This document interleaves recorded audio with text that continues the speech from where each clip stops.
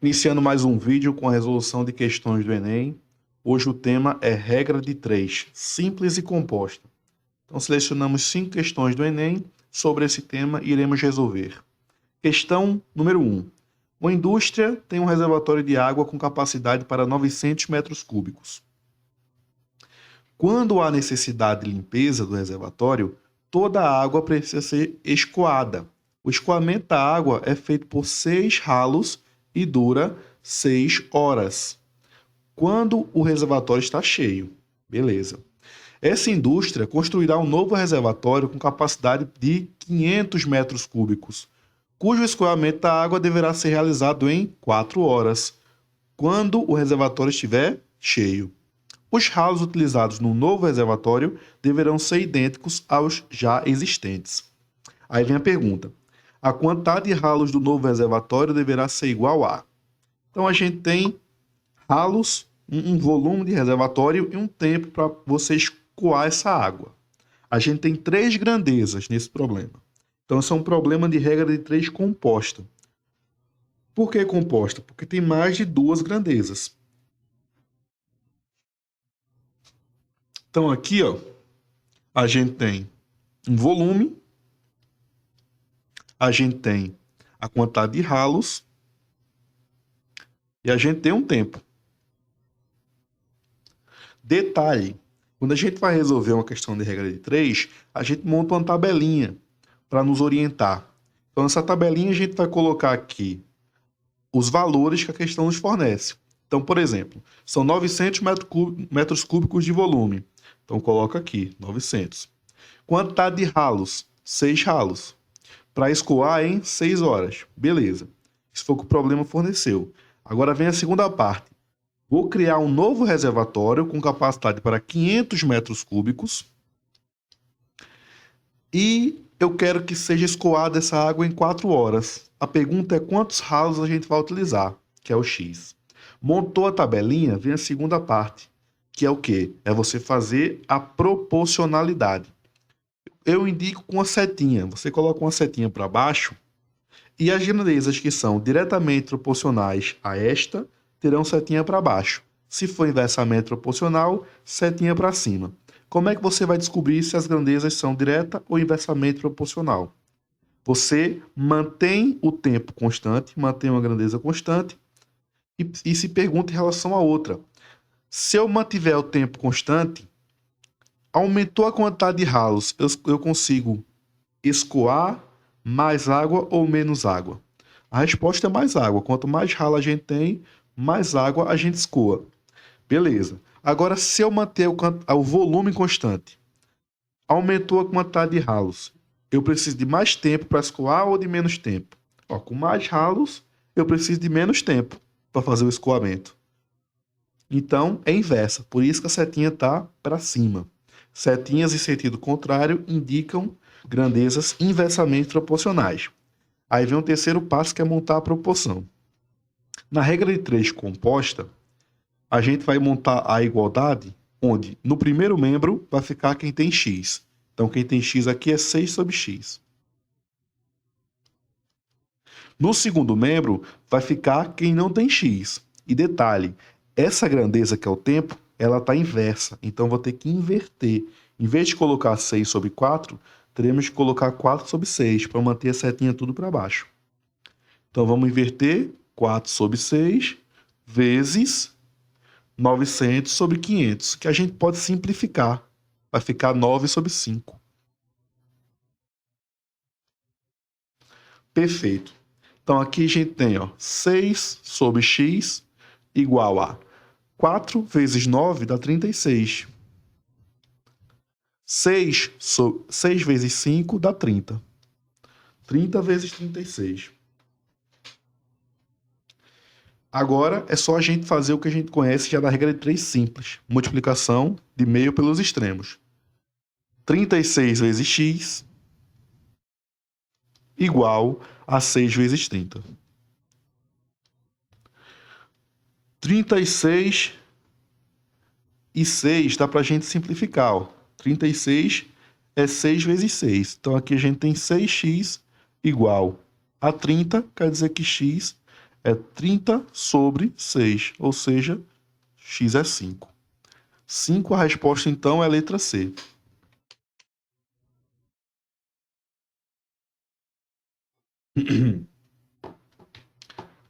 Questão 2.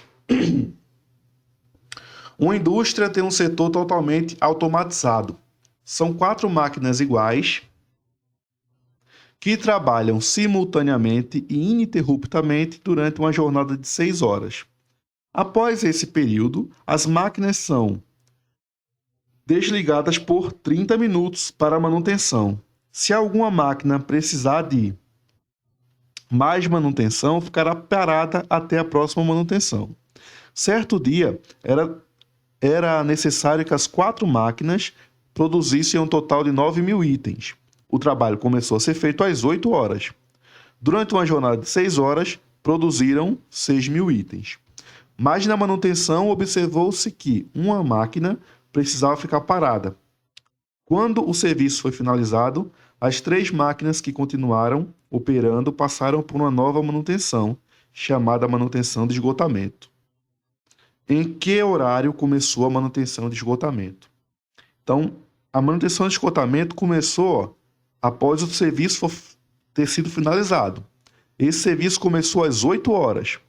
Demorou 6 horas para produzir 6.000 itens, só que ainda falta 3.000 itens para ser produzido, porque o total é 9.000. 9.000. Só que, ao final dessas 6 horas, uma máquina não voltou para a produção. A máquina ficou parada. E a produção voltou com 3 máquinas depois de ficar parado 30 minutos, porque após as 6 horas, as máquinas são desligadas por 30 minutos. Então, se você parar para pensar, se começou às 8, teve 6 horas de trabalho, então essa primeira pausa aí foi às 14 horas. Aí tem as máquinas sendo desligadas por 30 minutos. Aí vamos ter aqui, que vai começar o serviço às 14 horas e 30 minutos, que vai recomeçar o serviço. Só que tem um detalhe, esse serviço vai recomeçar para produzir 3.000 itens, que é quando falta, só que com 3 máquinas, porque uma precisou ficar em manutenção, mas na manutenção observou-se que uma máquina precisava ficar parada. Então sobrou só 3 máquinas para fazer esse serviço. Então aqui é que vem a regra de 3. Por quê? Porque eu sei que 4 máquinas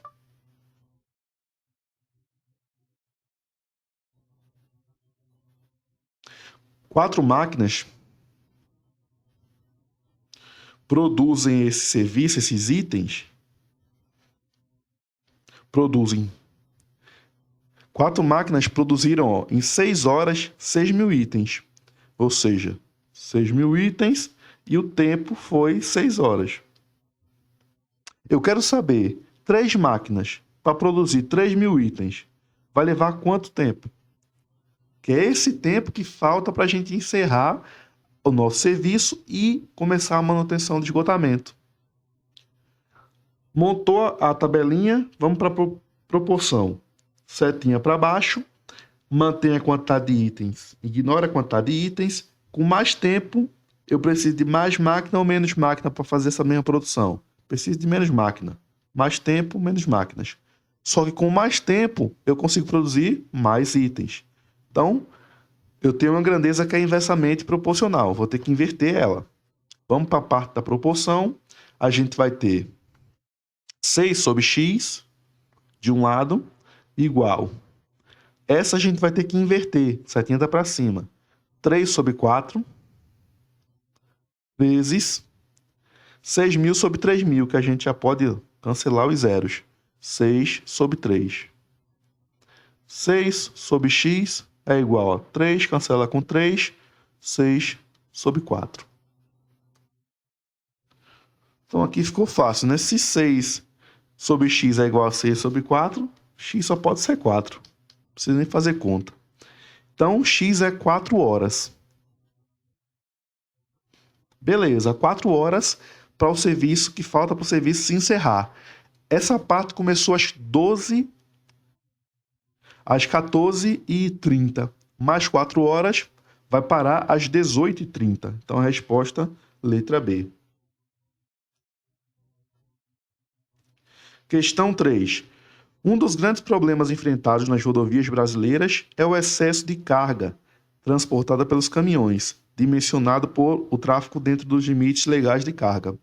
O piso das estradas de carga, que interfere na capacidade de frenagem e o perigo, né? O piso das estradas se deteriora com o peso excessivo dos caminhões. Além disso, o excesso de carga interfere na capacidade de frenagem e no funcionamento da suspensão.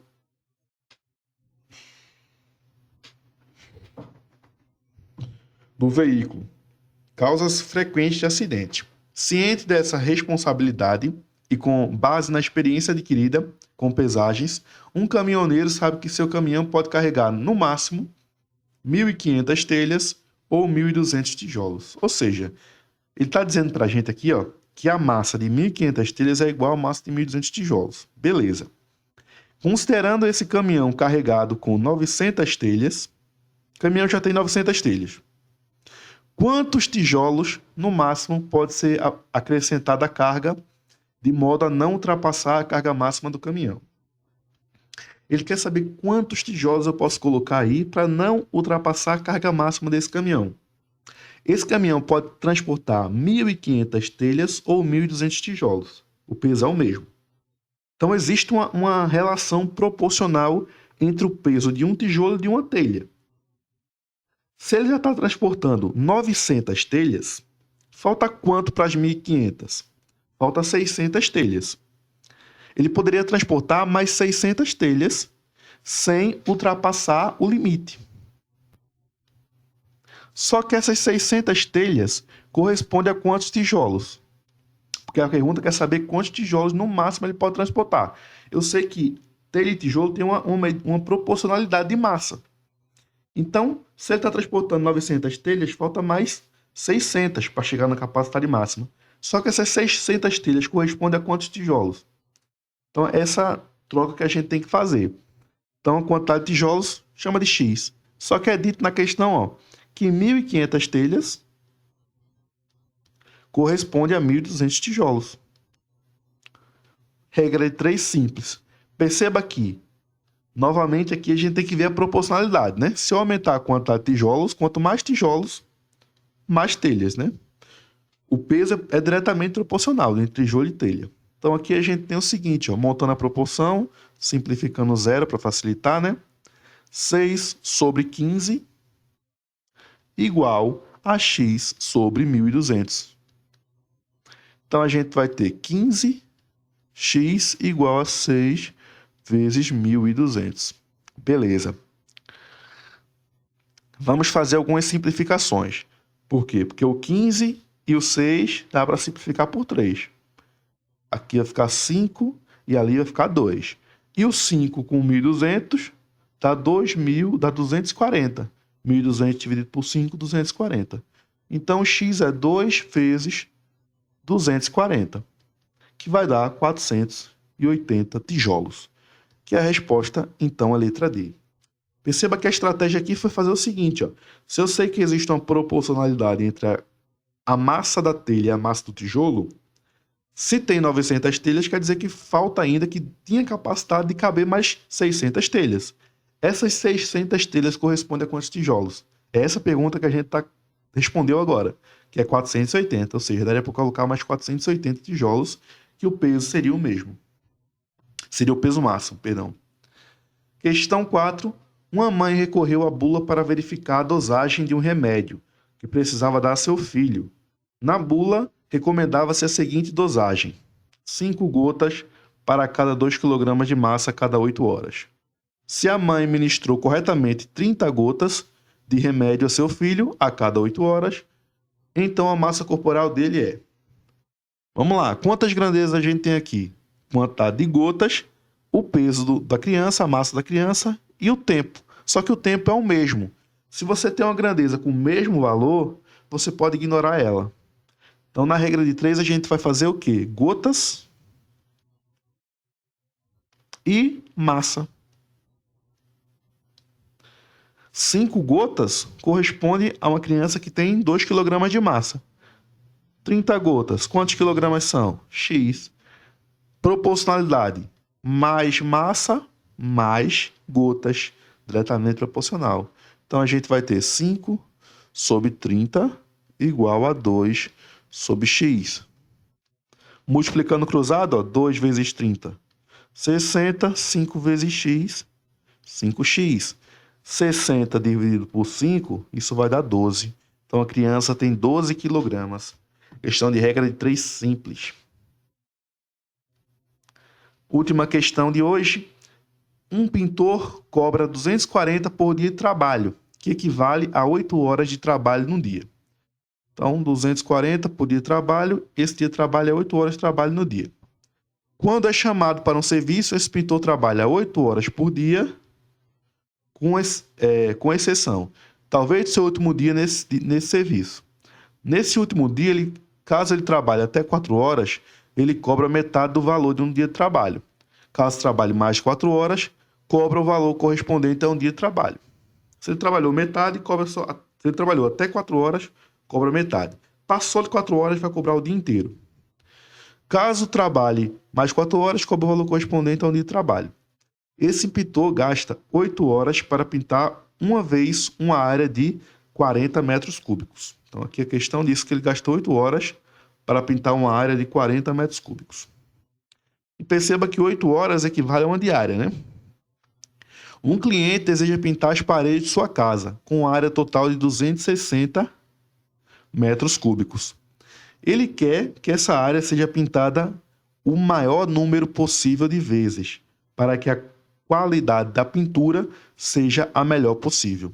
O orçamento para a pintura é de R$ 4.600. Quantas vezes, no máximo, as paredes da casa poderão ser pintadas com o orçamento do cliente? Então, vamos lá. Ele quer saber, ele quer que eu pinte a parede o máximo possível. Então, eu tenho que saber quanto vai custar para pintar essa parede de uma vez só. A parede de 260 metros quadrados. O pintor ele pinta 40 metros quadrados em 8 horas. Então, vamos montar uma proporção aqui. Ó. A área é de 40 metros quadrados, que ele pinta em um tempo de 8 horas. Se a área é de 260 metros quadrados, qual vai ser o tempo de pintura? X. Grandezas diretamente proporcionais. Quanto mais tempo de pintura, maior a área. Então, a gente tem 40 sobre 260 igual a 8 sobre x. 40 vezes 8, tá para simplificar o zero aqui, né? 4 vezes x igual a 26 vezes 8. 4 simplifica com 8, que dá 2. 26 vezes 2, 52 horas. Pois bem, ele gasta 52 horas para pintar essa parede. Beleza, 52 horas. Ok, né? Só que o dia de trabalho dele é 8 horas, ele cobra 240. Esse tempo aqui em horas, né? Ele cobra 240 por dia, só que o dia tem 8 horas. Então, daqui a gente pode tirar aqui 1 hora de trabalho